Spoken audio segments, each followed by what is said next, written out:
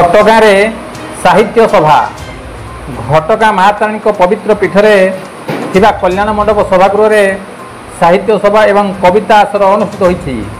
माँ तारिणी साहित्य संसद एवं श्री जगन्नाथ साहित्य संसदर मिलित आनुकूल्य रे कार्यक्रम अनुष्ठित होईछि। कविता आसर प्रथम अधिवेशन रे मुख्य अतिथि तथा उद्घाटक थिले पूर्णचंद्र दास।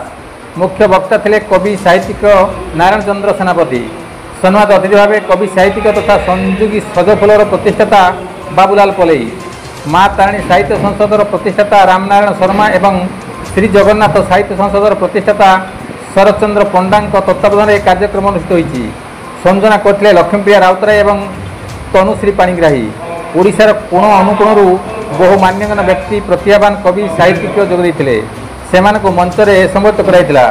समस्ते कविता पाठ करने सहित साहित्य बंचिले आमे बंचिबा एवं साहित्य द्वारा आमर कौन उपकार हुए से संपर्क में आलोकपात कराइथिला। गोविंद राउत का रिपोर्ट, केडी न्यूज ओडिया।